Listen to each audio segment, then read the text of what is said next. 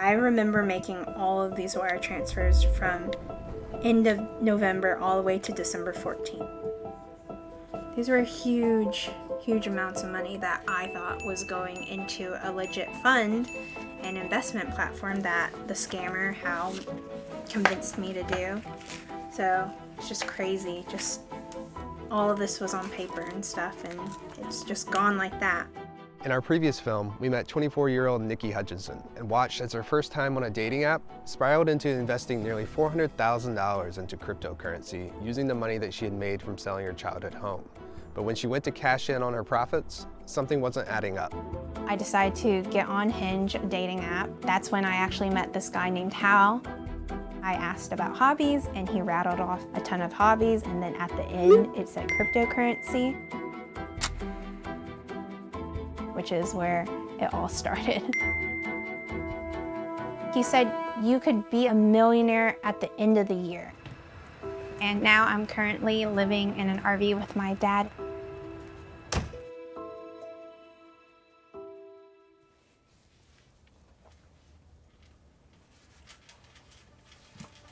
You don't expect someone to take what you've shared and twist it or manipulate it or, you know, grab onto it and pull those fears or those emotions out of you. And I think I was in a very vulnerable state because we just sold my childhood home.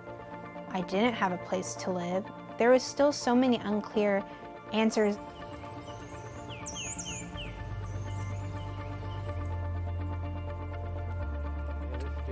At that point, he was like, well, have you thought about getting your dad involved?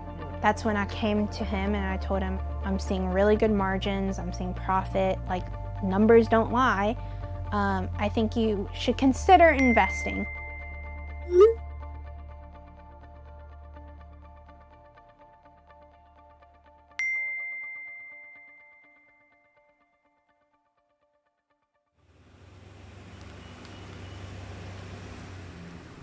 Now it was more of us involved, my dad and I. We totaled almost $390K into this platform.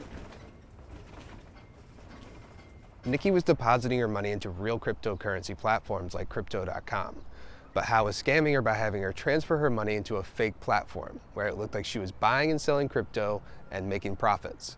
But when she made those transfers, this is where Hal was taking her money.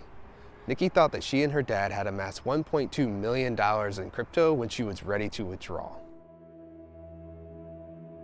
December 19th is when I finally decided to withdraw, and that's where I got this weird message from the customer service.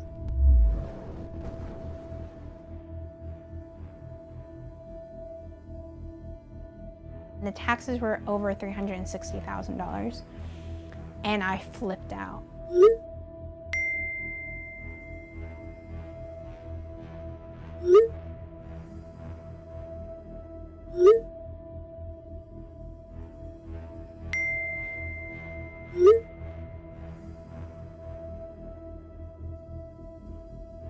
The way they worded it was kind of odd. How are you gonna pay my taxes? You don't know all my information to pay my taxes?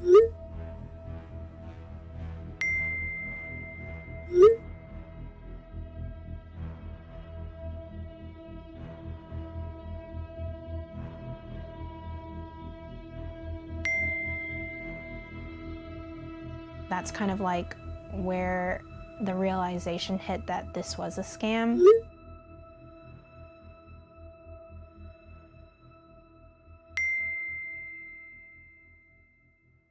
I was just like really confused and scared. By then we had less than $1,000 combined in our bank accounts. So the taxes were just part of the scam to get you to give them more money? 100%. All they're trying to do is get as much money from you. They'll squeeze every penny out, and they'll do it with fear tactics, you know? They'll do it with these timelines.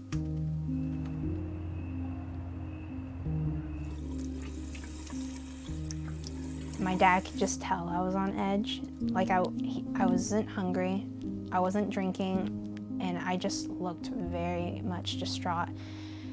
And he said, "What's wrong?" And that's when I just started bawling. And I just said, I think I lost all this money. I think we've been in a scam. And he just hugged me and said, "It's gonna be all right, and we're gonna get through this." I felt that, but I also just remember feeling still alone, feeling like I did this to myself and now to my dad. And so that was really hard. Christmas was coming up, and I just remember that we didn't have any money to spend on each other.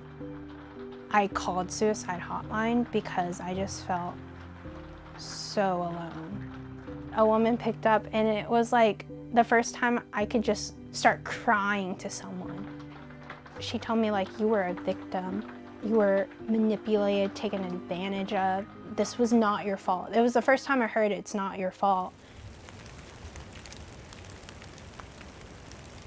I am looking at all my wire transfers, or transactions I should say. These two are $60,000. This one's a $50,000 one. This one was with my dad and I. Yeah, I remember making all of these wire transfers from end of November all the way to December 14th.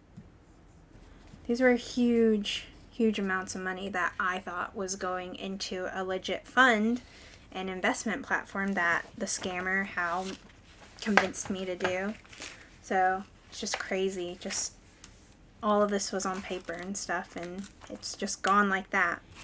And it's weird, actually, looking back, I feel a little bit disconnected because I don't know if I want, personally, maybe my mind just doesn't want to connect again to the feeling. He just took everything from me, so, and my father. So that's always difficult, but yeah.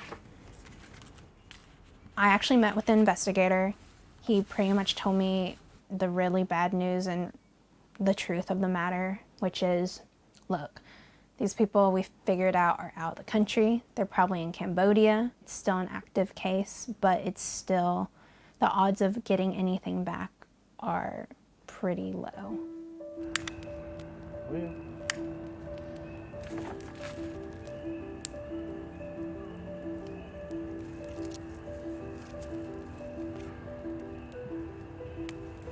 I didn't want to talk to anybody. I didn't want to do anything. I didn't want to, just wanted to just hide, and was trying to hide in a bottle of vodka.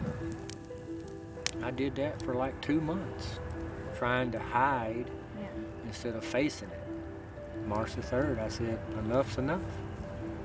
I said, "You know, Nick, I hadn't had anything to drink in 3 days. And she said, "I know, Dad. It shows." So she knew. She knew. Yeah, that was... Yeah, I know. You don't realize the impact you have on loved ones. I feel like I missed an opportunity that may have prevented it. So I have a little bit of guilt about that. I think there's a lot of things that we both look back on of like red flags or would've, should've, could've. But you know, I don't think we would have ever had this type of bond and like relationship to openly share these types of things if it wasn't for the hardships we both went through with this scam. And like, obviously it was painful, and I wish we never had to deal with it, but you know, again, the silver lining is we got closer. Nice. I finally went back to Hal on WhatsApp and I said, "I cannot believe you swindled my dad and I. Not only me, but my dad who's retired, who's 66. You've just taken so much from me and from my family." And I just said, "I don't know how you can sleep at night." And he said goodbye, and I said goodbye, and that was the last time we ever spoke.